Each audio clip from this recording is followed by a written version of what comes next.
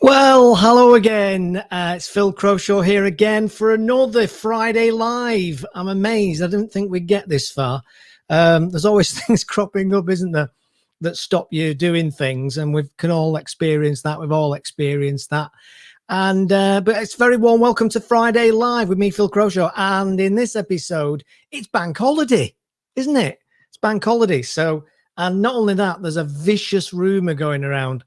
And I don't know how true it is, but there's definitely a vicious rumor going around saying that it might actually be sunny. Can you believe that? Yes, you heard me right. This is not a mistake. It's looking like it's going to be sunny, certainly on Sunday and Monday, which of course creates all sorts of interesting dilemmas, doesn't it? Because part of you thinks, oh, great, it's sunny. But the other part of you thinks, okay, anywhere I go is going to be rammed, and there's going to be Indian variant COVID floating around in the air everywhere.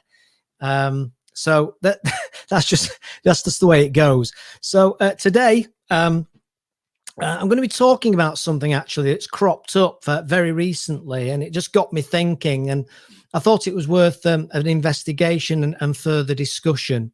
And this particular debate or discussion is actually something that's been generated quite close to home, actually, as you'll see. So we'll just give people another 60 seconds or so to join. And as always, we'll do the intro timer just to give people 60 seconds or so to get in, because usually it takes a little while. Obviously, you might be watching this on catch up and not live. Most people watch these things on catch up and not live, simply for the reason that you're not available when it goes live, which is perfectly fine and perfectly okay. So obviously, if you've got any questions or comments or thoughts and you want to share them, please pop them in the comments underneath here. We're live on Facebook, on LinkedIn, and of course YouTube, as we are every Friday. Yeah, I was just going to say, actually, I will start the timer in a second. I just wanted to say that I've actually been really, really motivated and inspired this week, because I've managed to get about 3/4 of our new masterclass podcasting course nearly pretty much done, and it's quite exciting. I'm really looking forward to it, and we might actually do it in a classroom, which was always the intention originally, and we might get to do it in a classroom where I can bring all the kit that I've got here, and we can play around with podcasts, video podcasts, audio podcasts, build some confidence. I know I would say this, of course I would say this, but they really are exciting courses and fun courses and interactive courses. It's not about vanilla colored walls, staring into space, death by PowerPoint. They're very interactive, and obviously we're very passionate and dynamic in what we do and what we deliver in our masterclass podcasting courses. Okay, so let's just start the timer, and then we'll crack on with this week's show.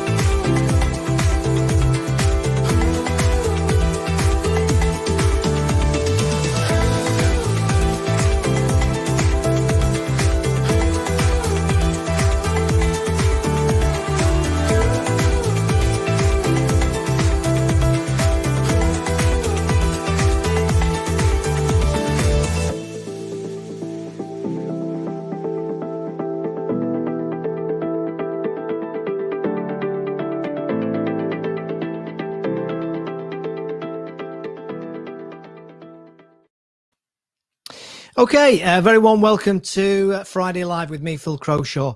And we're going to get a little bit serious this week because something's cropped up which has got me thinking, reflecting in the past and discussing and debating a topic which I've been talking about with a few different people. But because we're going to be a little bit serious, I was just thinking the other day, I used to get, you probably noticed this, during lockdown, you get quite a lot of WhatsApp messages, and those WhatsApp messages sometimes are comedy sketches or memes. They exploded, didn't they? Because everybody was so bored during lockdown. And I got a number of them, and I was thinking to myself, what was the favorite one that I received? Now that's a tough one, isn't it? Because there's lots of different ways in which we our humor's different, our perspective's different. And I thought, what's the favorite one that I received? So I thought I'd actually just play you this one. I got this one. This was the favorite one I received. Gives you an indication as to my sense of humor.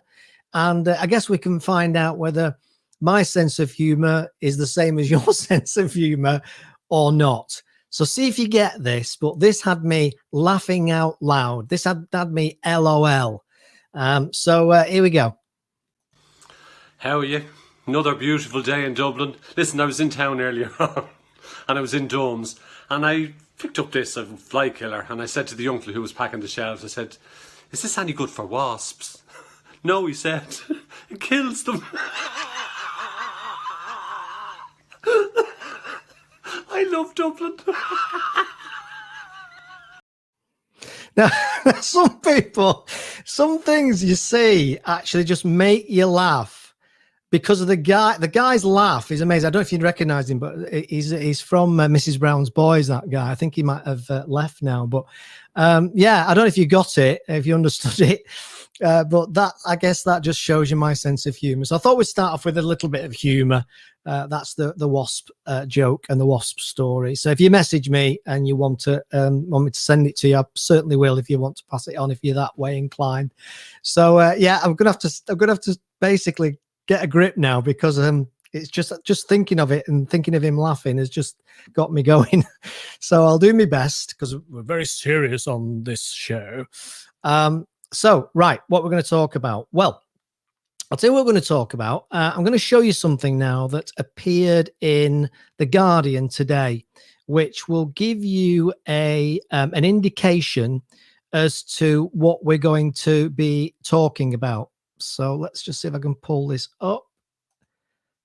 There we go.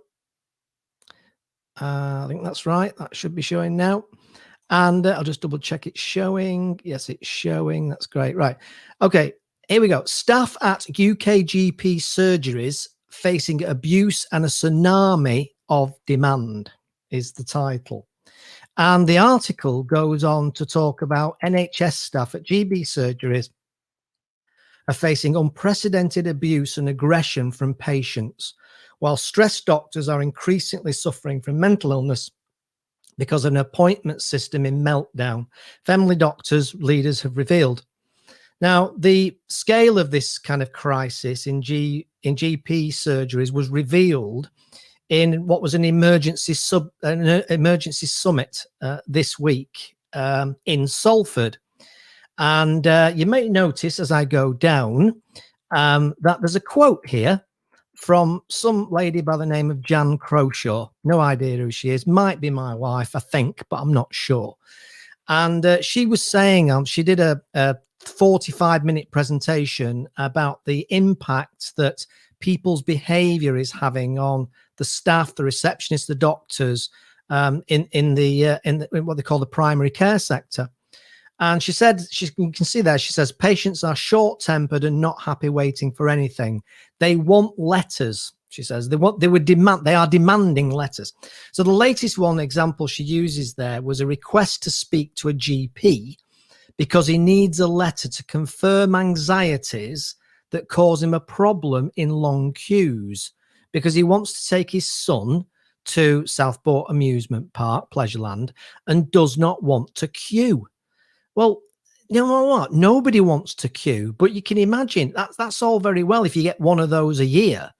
But this is it's just been absolutely causing absolute chaos. And it did remind me actually about my experiences in call centers, because my corporate background was in call centers, and I managed call centers, a number of big call centers actually, and it was nowhere near. That was back in my corporate days, and there used to be abuse then, but I think it's got a lot worse, and that's what I want to investigate today. And you can see at the bottom of the page here what it says there about the fact that are we giving people the respect that they deserve? And this is the question I want to ask.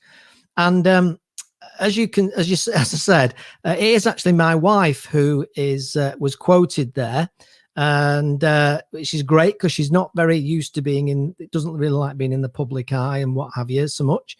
But that was just got me thinking, and I thought, you know what I'm going to do is I'm going to see if I can get her on the phone. Well, I did actually tell her I'll probably ring her and bring her into the live. I'm not sure if she believed me or not. So I'm going to ring her now, and I can see if I can get her on the phone, and we'll have a chat about this whole situation that's happening with people and their lack of respect of other people. So let's see if we can get her.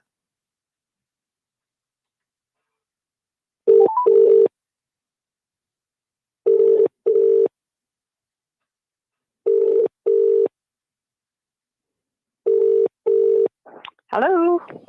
Hello, Janine. 'Tis your husband here live. Do not swear. I guess I would. I've always wanted to say that. That whole, it's Davina, isn't it? On Big Brother, isn't it? We are live on Channel 4. Do not swear. Well, we are live on Friday Live. Do not swear. Not, of course, that you would swear at all in any shape or form. Never. Right. Okay. So I've just been giving everybody a bit of an introduction to the situation that you experienced, and I've shown them a little bit, or explained a little bit about the article that was in the Guardian this morning as a result of that. I think they were on the call. So just start off by giving us some insight into what you've seen and what you've noticed about, I guess we'll start with patient behavior and attitudes, particularly in the last year since the COVID hit. Oh, where to begin?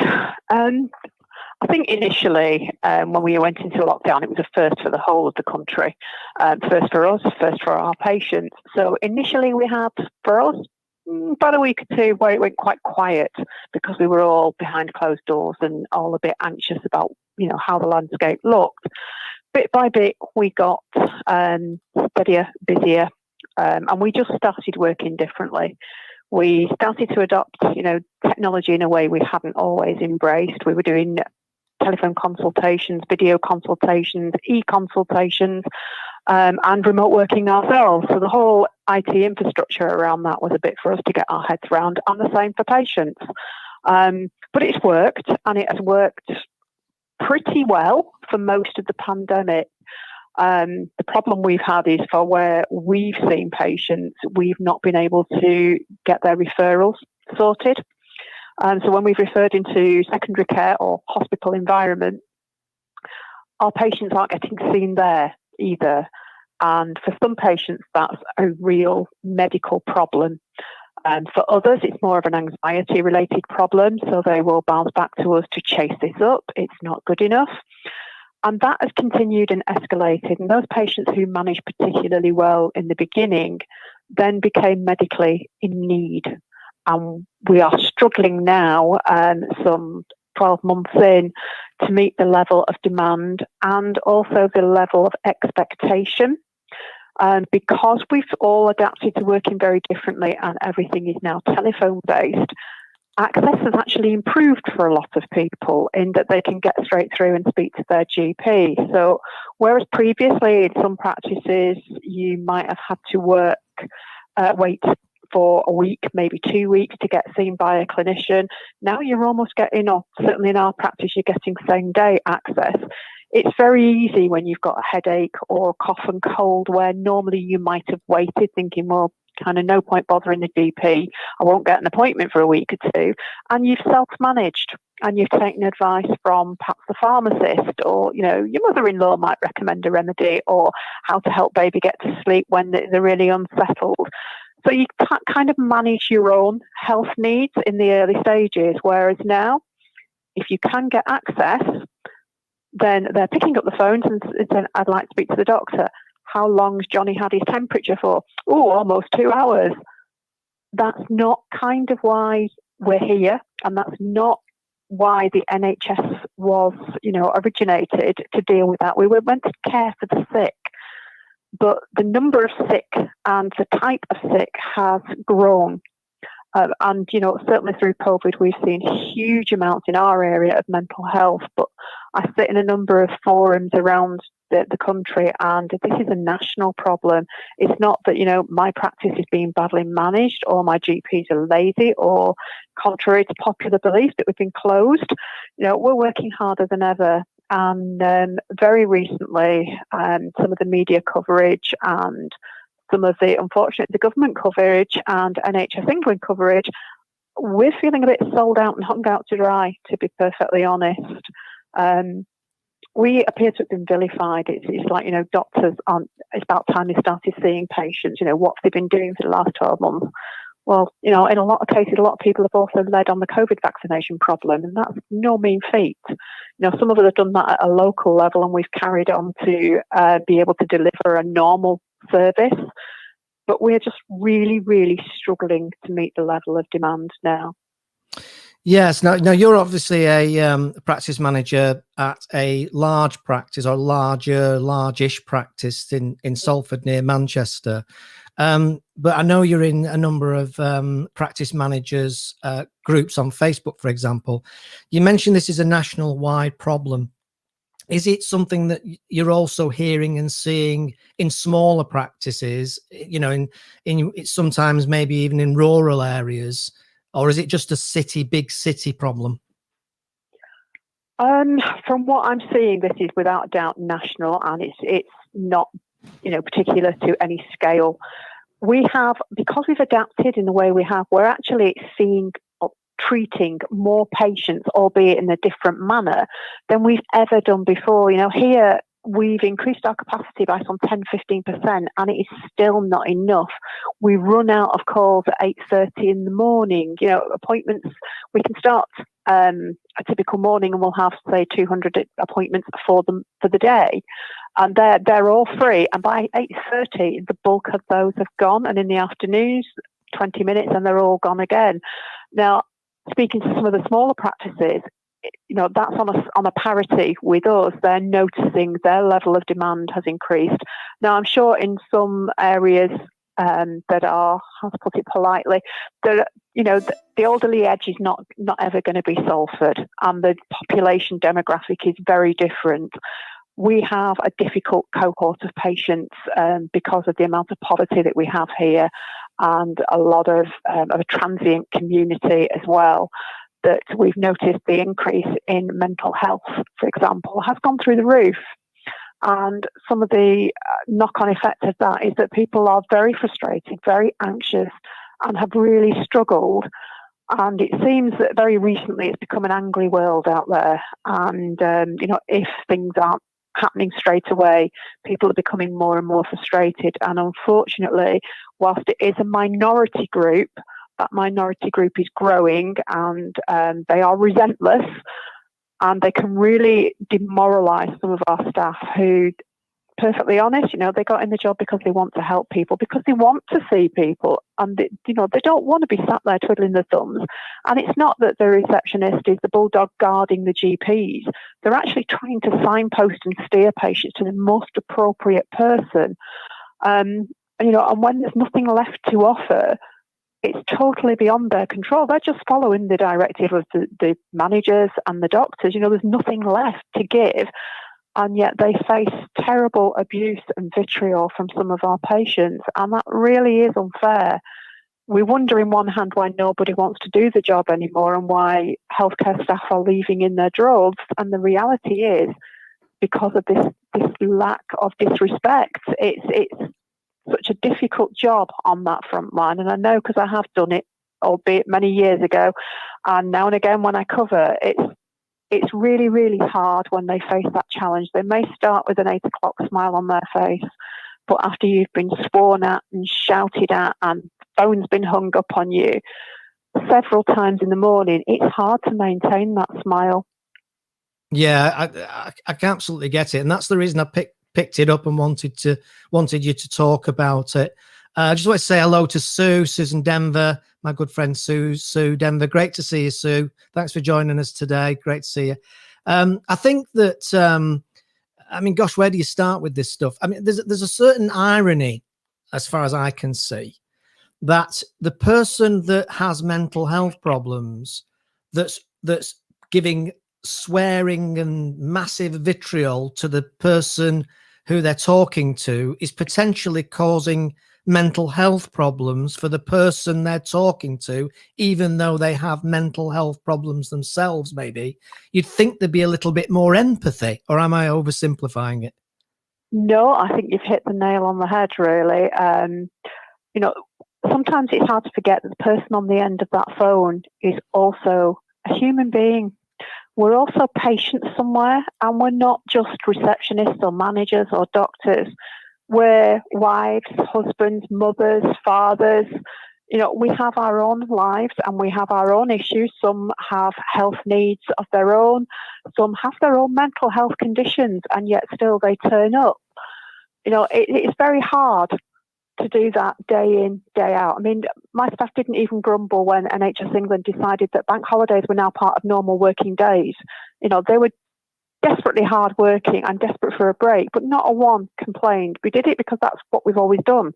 You know, whatever gets thrown at us, we mop it up, we rise to the challenge, and we get on with it. And the truth be told, we just don't have the time for our own worries and anxieties, so we have to shelve them to the side. And of course, you've got the extra difficulty of dealing with being married to me. So you've got extra pressure that other people don't have to deal with, of course, which is fair enough. I get it at home and at work. Yeah, I take it on the chin. I recognize it. Do you think that this is a sign of a wider problem in society? I mentioned in the introduction about the fact that you know, that I'd worked in call center environments, and I'd seen, even back in the day, as they say, I'd seen certain vitriol being given to call center agents then. But the impression I get, and even speaking to people who are still in the call center industry, they're backing up what you've said. So before this show, I was speaking to a few people who I know and said to them, have you noticed a bigger increase in it? Do you think it's all part of, dare I say it, are we just becoming less tolerant? Are we becoming more disrespectful of other people? I think we absolutely are, or some people are. But I think you've picked up on something there, in that the fact that we've had to adapt to working differently, we've almost become a call centre. So that kind of explains the frustrations that when people are dealing with us, that we are being treated as a call centre. And having worked in one myself, it's a really high pressure environment, and staff turnover is really rapid because it is demoralising taking that day in, day out. And, you know, people can say, well, you're paid to take it. No, why are we paid to take it? You know, we're people just like them. We have jobs just like them. We have homes and lives just like them. I think the problem is we've become a society of, I want it now, instant access to everything.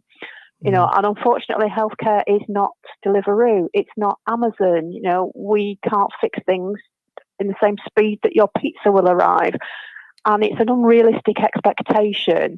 And we just seem to become a society of blame culture. There's always somebody, so everything's always somebody else's fault.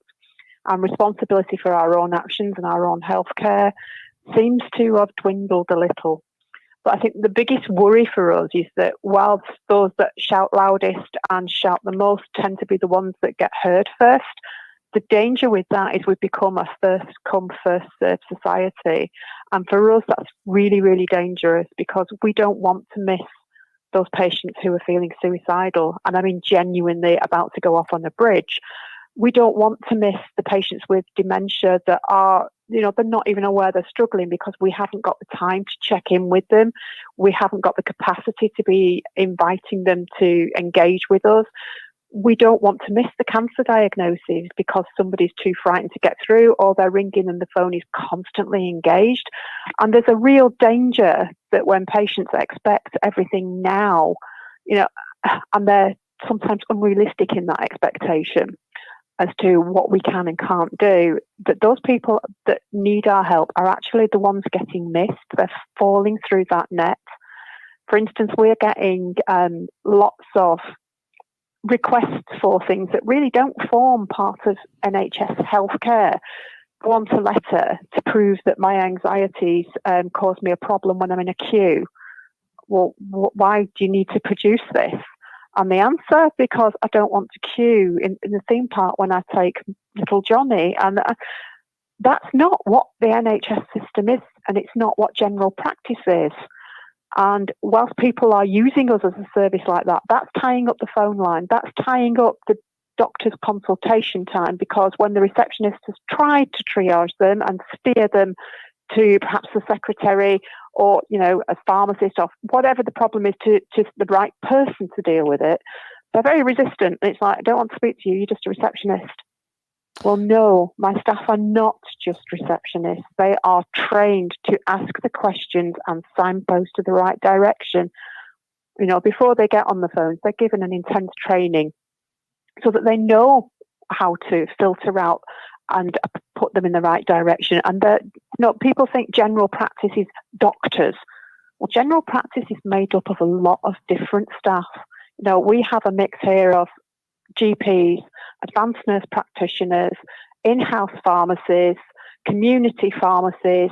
We have first practice contacts physios. We have our own nursing team, healthcare assistants. You name it, we've got them. And in spite of that, you can put somebody for the pharmacist, for example, to deal with their medication, because believe it or not, they're actually better placed to deal with that than the doctor is, because their training is very much in that area. But you meet with the resistance of, I don't want to speak to the bloody pharmacist. I don't want to speak to the advanced nurse practitioner. For God's sake, put me through to the doctor. Do your bloody job. And, it's hard. I think patient education has got to be at the heart of it for me.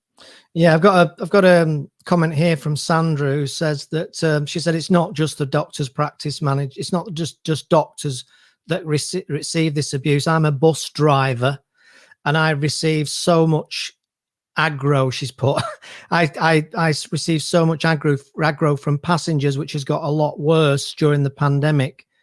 And Simon also says that he works in a call center, and he would say that as a guide, he would say that, and I'm paraphrasing here, that the numbers of people complaining and being abusive, he reckons, has gone up about 70 to 80% in the past 12 months. Isn't it awful? So it's clearly everywhere. Yeah. So, right. Couple of thoughts then, a couple of questions really, I suppose. Are the media fueling this, in your opinion? Oh, yes, without a doubt. It doesn't help when you see your headlines on the local papers and the national papers saying GPs instructed to abandon triage, start seeing patients face to face. That's an insult to every member of general practice, because we have been open throughout. My own reception team answered over 104,000 calls in this last year, 83% of them in under a minute. They've processed over 7,000 prescriptions. How do we do that if we're closed? Our GPs, and what people forget is that some of them have health needs and some of them have had to shield just like the rest of the world. So working from home to keep the service going, they can't actively see patients face to face. But we've always, throughout this, had a service on the ground still available, where if a patient actually needs to be seen, and if it will change the way we treat that patient, or it helps us form a diagnosis, then of course we've seen them. It's been harder because we've now got to make sure that, some of us share our waiting rooms and they're quite small. So we've got to reduce the numbers down, and some of us work in shared buildings with other services. So we've got to take that into consideration. Then we've got the PPE and the cleaning factor. So whereas before you might have had a 10-minute face-to-face appointment, reality has been through COVID that's more like a 20 to 30-minute appointment now. So we're only bringing those patients in that do need or would benefit from being seen. Yeah, I think it's one of the reasons I wanted to cover it today is because in the working context of which this show's really driven about the 4 I's, as I always say: insight, ideas, inspiration, and information from a working point of view.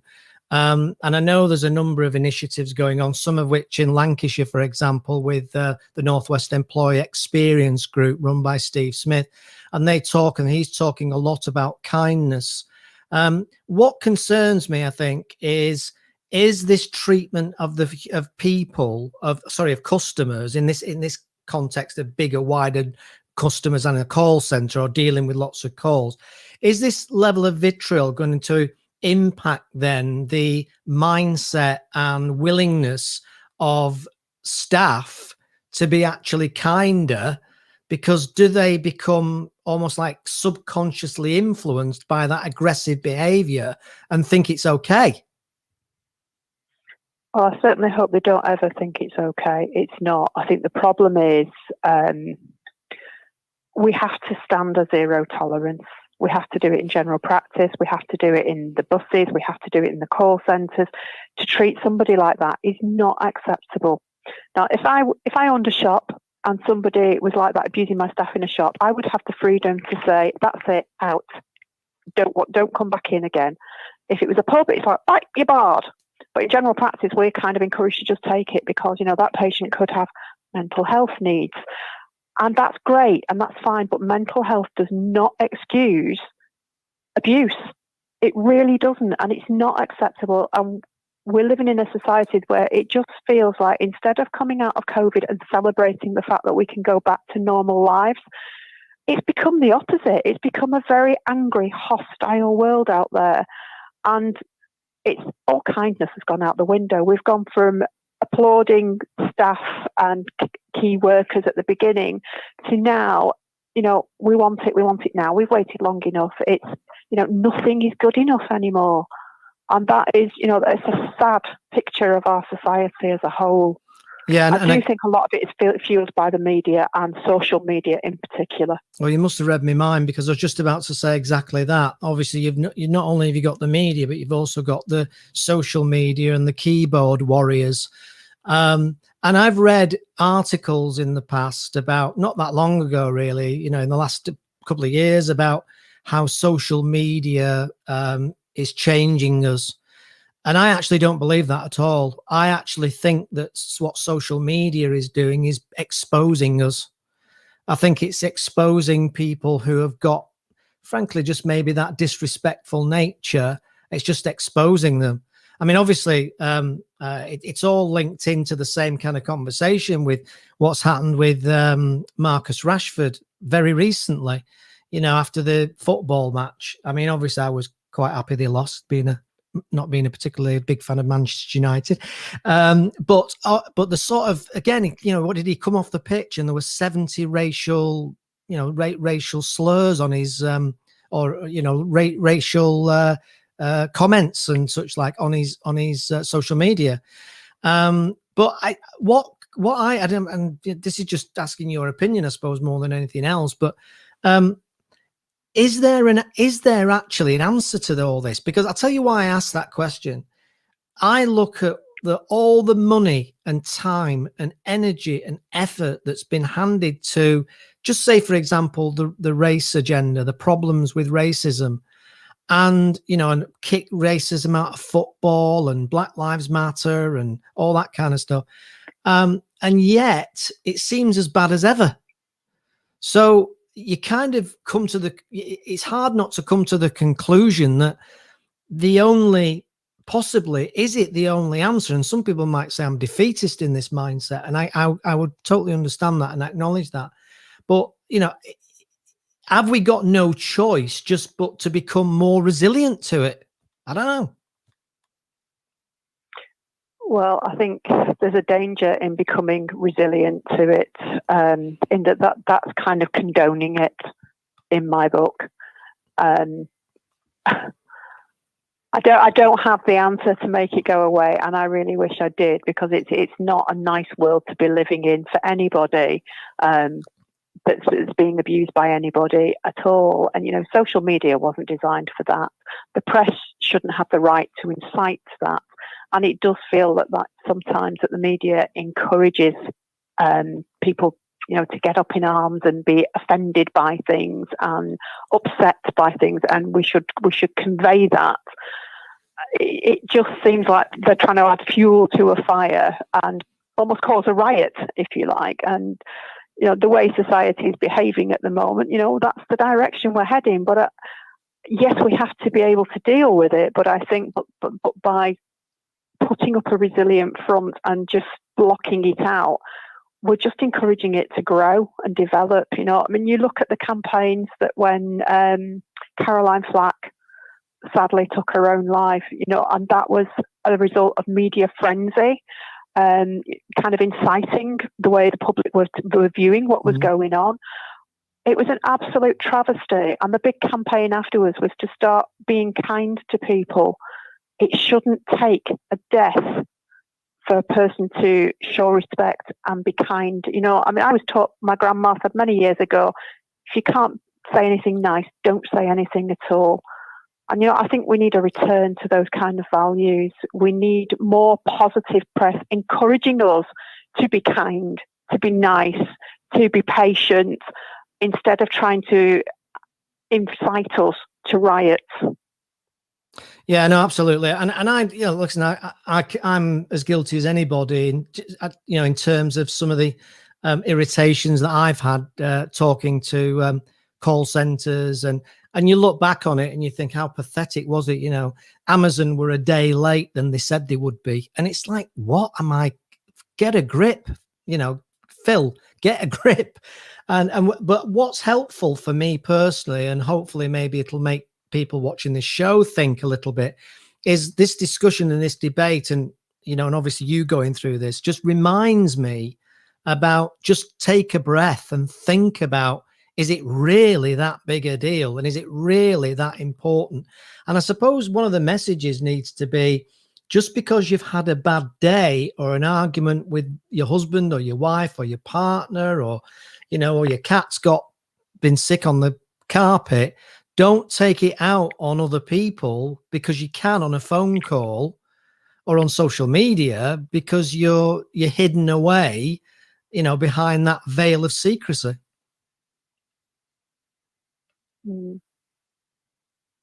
Very much so. Yeah. I think it's just remember that whoever you're dealing with is a person, and they might have a smile on their face, or they might answer the phone with a cheery voice, but that doesn't mean that that's their life. Just because they're paid to do that job, they have a life away from there. You don't know what that life is facing. You don't know what's happened that morning. You don't know what's going on in their lives any more than they do in yours. I think if we can't treat people with kindness, at least treat one another with some respect. Yeah, and I absolutely agree. And then finally, just again, one of the things that I picked up from this whole thing, one of my mantras with my clients is that thing about taking action. And I think what was very impressive about this, and I think probably the kudos goes to one of your senior managers in the area, Lance, I think you said he's called, because he felt strongly and he was taking all this feedback, and it was him actually, wasn't it, that set up the webinar and invited the media, which I thought was an absolute masterstroke actually, to listen to your experiences on the front line and the experiences of the doctors, even to the point where it got mainstream press in The Guardian. Absolutely. Lance has been wonderful in pulling an emergency summit together in Salford, because it wasn't just one practice shouting, it was every practice. And the one thing we've got to remember at the end of this is the NHS is a legend around the world. It's not sustainable in its current form. We have more and more staff leaving the role. And if they all leave and we can't recruit, which we've not been able to recruit properly for the last 5 years, and there isn't the funding to carry on, then what happens then? We're gone. Yeah. And that is the first step to privatisation. And then we've got a real class divide on healthcare. And that would be an absolute tragedy to see that go after all the effort that's been made to sustain it. We just have to make it workable. Yeah, I totally agree. Well, we could talk about this for quite a long time, so I'll call it a day there, Janine. Thanks for joining me today. Yes, for those of you that are thinking, Janine Crowshaw, Phil Crowshaw, yes, we are related. We're married. So, Janine, thanks very much for joining me today on this, and thanks for being so candid in your views. And obviously, I hope that one or two people who watch this or hear this, as well as read The Guardian, as well as watch the BBC News, because I know you were featured on the BBC News as well, just think twice about there's people at the other end doing the best they can for you, and don't stick the boot in.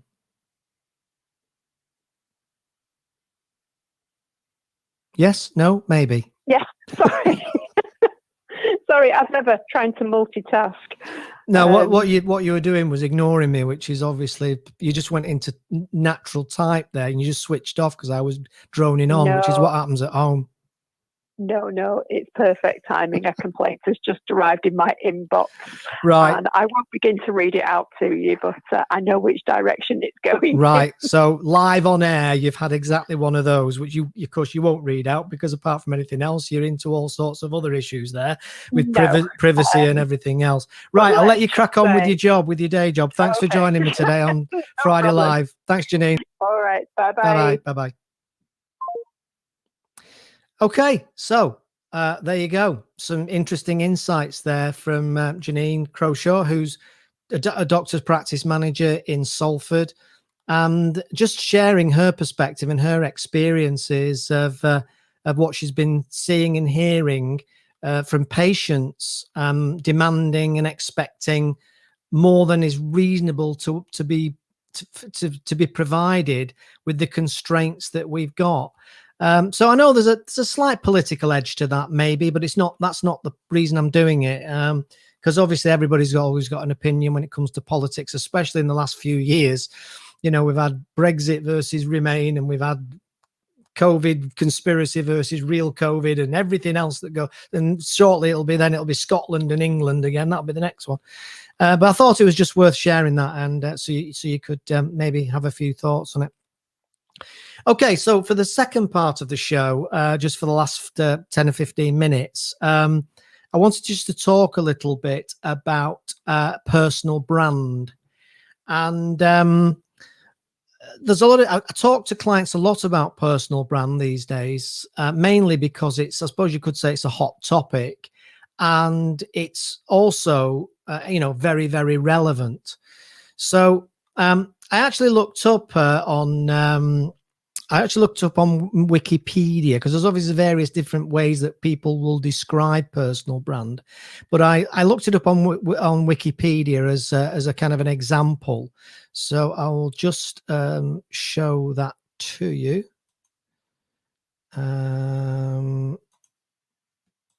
There we go. So what it says, if you can't see it, is that personal branding is the conscious and intentional effort to create and influence public perception of an individual by positioning them as an authority in their industry, elevating their credibility and differentiating themselves from the competition to ultimately advance their career, increase their circle of influence, and have a larger impact. And actually, I think that's a really, really good description. Now, obviously, there's a lot more to it than that. Hence, why you can probably see there that there's a number of other sentences all about it. What it basically is about, in its simpler form, is how people perceive you. It can be a challenge, and I'll tell you why it can be a challenge. And this is something I have challenges with sometimes. It's that there's almost like different personas maybe that you've got with different people in the world. You have maybe a different persona with family. You have maybe a different persona with a husband or a wife. You have maybe a different persona with children. You have different persona with clients, and some clients you have a closer working relationships with some clients and a more standoffish relationship with clients. And I always see myself in terms of my personal brand. I always just see myself as me. And the way I approach things, my accent, my manner, my attitudes, my communication style, a lot of it is just me being me. And as a result of that, one of the things you have to get used to when it comes to personal brand is that you will not please all the people all the time. Okay. And some people will just not relate to you, and other people will love you. And I've learned this over the years in terms of my personal brand, because in the past, perhaps when I was younger and in my early days of starting my own business, I wanted to be seen as perfect to every single client and every single potential client. And I was really gutted. I was really disappointed if I went to see somebody who was potentially going to become a client, and I just felt as if there wasn't a connect, and I felt that they weren't really buying into the points I was making, and it just didn't feel comfortable. That's the best way I can describe it. Fortunately, it doesn't happen very often, but it does still happen from time to time. And I just realized that I just, over time, and this took some time, I just realized that I wasn't able to be all things to all people. For example, if somebody wanted, I mean, if you think about words that describe you, and I thought about this because I was doing this with a client the other day, which is what made me think of the topic really. And these are the sorts of words that I like to think that people would say about me, or these are the sorts of words that I aim to achieve in the way that people might describe me. Now, the key there is aim, because sometimes it is about perception, and that perception can be different. So give you an example. If I'm talking, and I'm generalizing massively now, I know that, but I'm a Northerner, I'm a Mancunian, I guess you could say. And if I'm talking to somebody who is in a very, very well-to-do, stately home in the Seychelles, and there's a reason I've chosen that actually, and I go along with my Liam Gallagher accent, there's a strong possibility that, or there's a good possibility that no matter what I say, because I sound Northern and because I sound like I sound, they would not be able to relate to me. And whatever I was saying wouldn't necessarily cut through, because I wasn't talking in the right way as they might talk. And that's not being ridiculing that way of talking at all. It's just that we're all different. So sometimes, you know, people will judge you. I think there is actually, I've just remembered, there is something that some research has shown. I think, and some of you may know this, but it's something like 6 or 7 seconds you've got to make a first impression. Now that's all very well saying that, but if you can dress appropriately, obviously maybe professionally, or not have your shirt hanging out, or your shirt buttoned down to your navel, or your or your hair all over the place, if I had any, if you're a lady. But there's certain things that are difficult to do much about. And so people maybe from the South, or from certain parts of the South, thinking that I might sound quite common, you kind of not a lot you can do about that, other than with time, and I've done this, and we can all do this, is that you get to know them, and they get to see you, and they get to see the sense of humor that you might have, and it resonates with them, and all of a sudden then it's all forgotten. And funnily enough, when you do that, that often can become banter. And I now have banter with Southern people who, at the start was very difficult.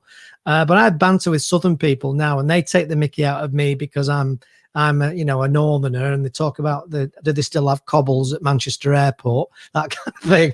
And I have and I have views of them about being posh or a bit up themselves, as we sometimes say, and they're not like that at all. And once you get to know people, they often are different. So going back to my point, we're all about a lot of different contradictions, but here's a general number of words that I've put together for myself, and I would encourage you to have a think about. Maybe in the next, maybe over the weekend whilst you're relaxing in the sun, which is wonderful, isn't it? Or maybe not, because you need a rest from work. But I like to think of myself, or I like people to think of me as an expert in my work, in my field, reasonably intelligent, not intelligent to the point of Albert Einstein by any stretch. I've got a long way to go for that one. I like people to think of me as knowledgeable. I like people to think of me as professional.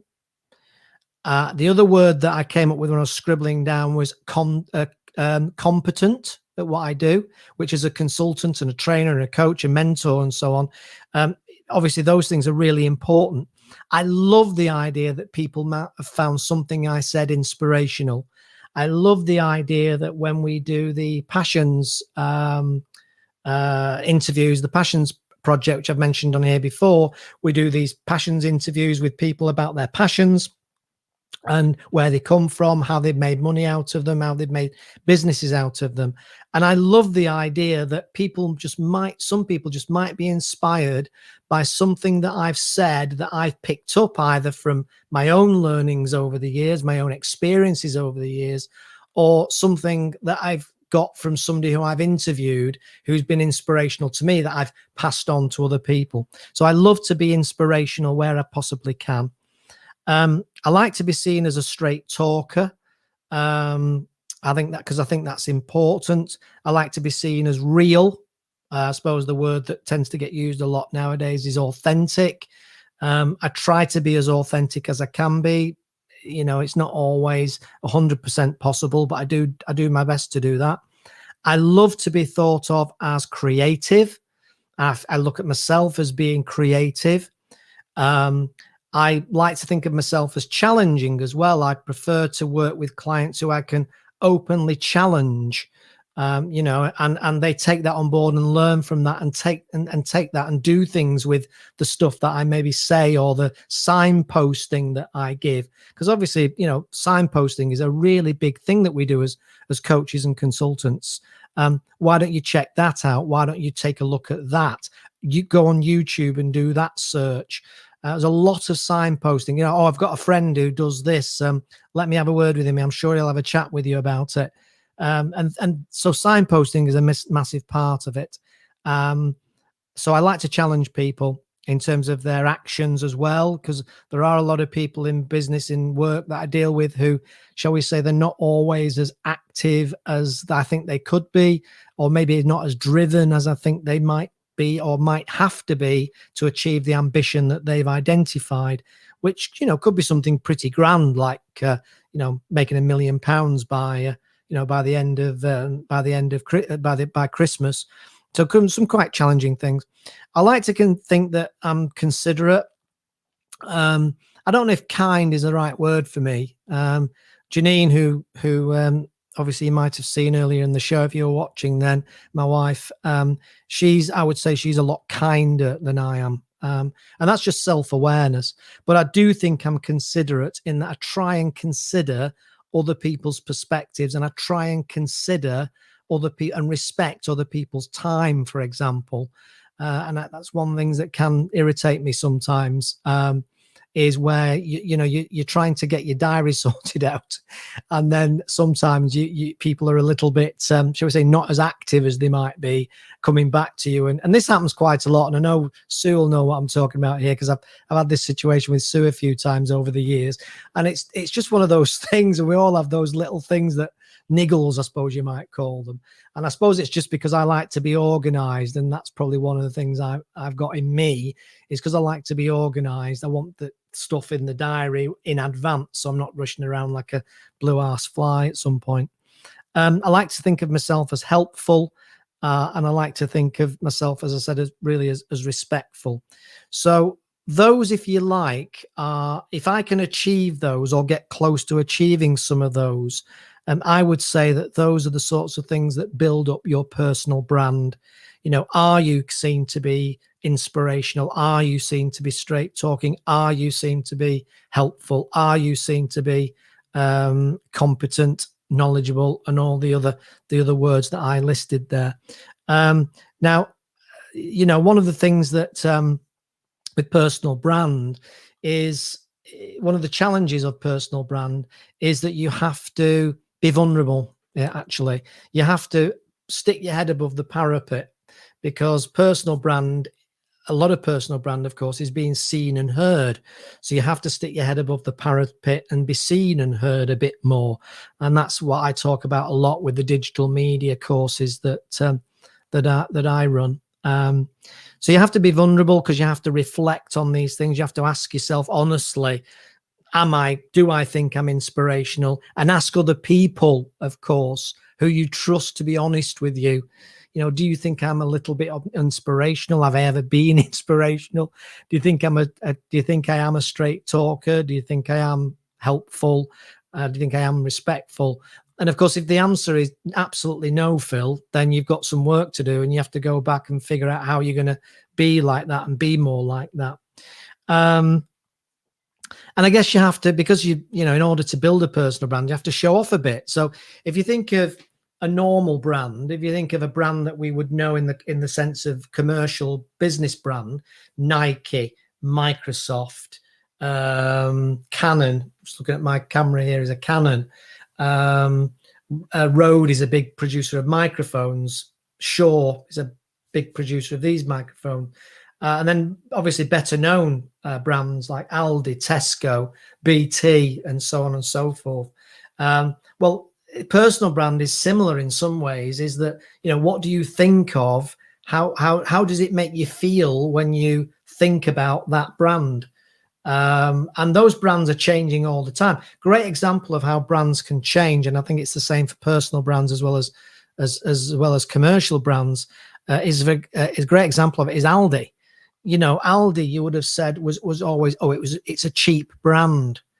I don't think you call it a cheap brand anymore. It was almost like something that you were embarrassed to admit to. I shop at Lidl, but don't tell anybody. I shop at Aldi, but don't tell anybody. And now a lot of people just go to Aldi in the normal way. And that's because of the brand, and the brand has become more recognizable. Primark's another great example, isn't it? Proud to be cheap and cheerful, and yet the place is rammed. Look at the profit levels, and ASOS online. These companies are cheap and cheerful, but they are still recognized as being major brands. So, just have a think about that, and think about what sort of words that you'd like to describe yourself as. Ask other people what they think of you in terms of those sorts of descriptive words. And I suppose finally, think of it as, what would you like people to say at your funeral? It's a very nice way to end the show, bank holiday, isn't it?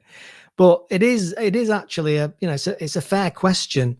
What do you want people to be saying around your burial to each other about you, about who you were? He was, she was, they were, whatever it is. What do you want them to be saying about you? So have a think about it. And if once you've identified what those things are, then think about what you could do, what actions you could take to help build that personal brand.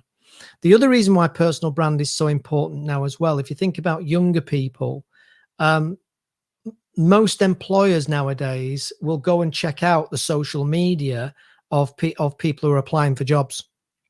So if you're saying that you are professional and responsible, and that's how you describe yourself, and then somebody goes to your social media and you're there hanging out of a nightclub at 3 a.m.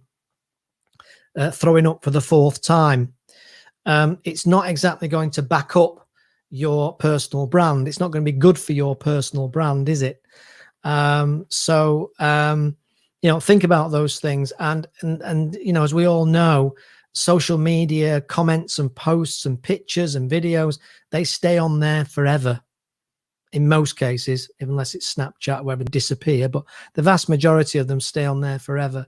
So when your prospective employer checks you out on your Facebook page, you want your personal brand, as they see it, to be in line with how you want to be seen in order to achieve what you want to achieve.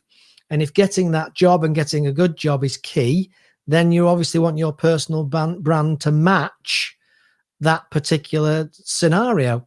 Now, obviously, if you are and this is just to prove the point, really, if you are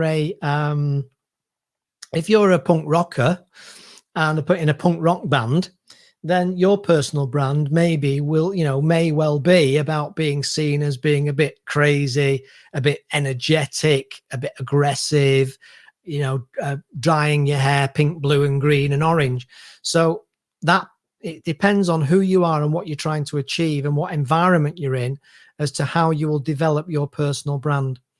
So that's just a brief introduction to personal brand. I run some courses on it which go into a lot more detail, but hopefully that'll give you some thoughts.